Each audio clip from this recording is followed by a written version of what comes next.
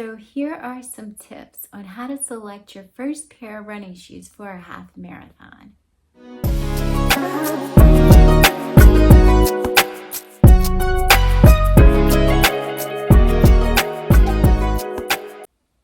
So here's the thing. It's important to understand that there are different types or categories of running shoes. For example, if your foot rolls inward, then you need one type of running shoe because you're considered to overpronate, which means you may need more of a stability shoe, which adds more structure. However, if your foot rolls outward, then you may need more of a neutral shoe, which has more flexibility, and that's considered underpronating. Or you may even need more support due to hip, back, knee pain, and that may again require more stability. Then some shoes have more cushioning or less cushioning, and part of this has to do with preference, but also it has to do with the distance that you're planning on running and whether or not you're a seasoned runner. A seasoned runner may not need as much cushioning, and they may prefer to sort of feel the ground more, where a newer runner, it may be best to prevent injury to have a little more cushioning. So these are all things you have to take into consideration when you're trying to purchase a shoe. Who knew, right? So for this reason, if you're new to buying running shoes, I highly recommend finding a good running store to get fitted for your shoes. They will make sure that you have the right shoe for you. So a lot of them will actually have you run and they'll watch you run, or they'll even have treadmills where they'll put you on a treadmill and videotape and see how your foot is hitting the ground when they play it back in slow motion to make sure that you're getting the proper shoe for how you're running and the way your foot is hitting the ground. They'll also look at the arches on your feet, whether you have high arches or low arches, like flat feet. That also matters when fitting you for a shoe. And once they do all that, then they'll give you a recommendation on which shoes are best for you.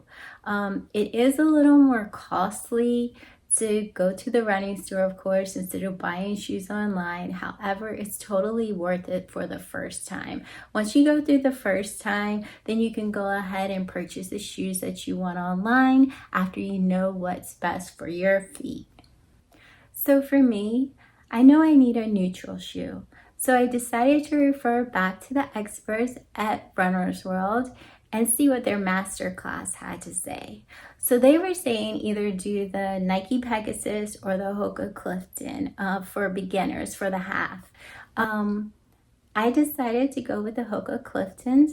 I did go to the running store to get fitted, and that was what felt good. So that's what I purchased, and I've been running in that along my journey while training for the half.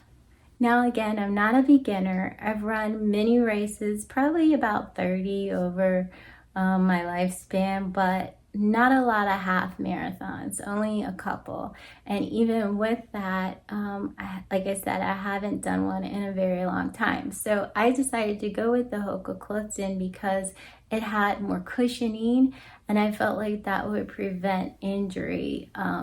So since I was doing long distance, I decided to go with that.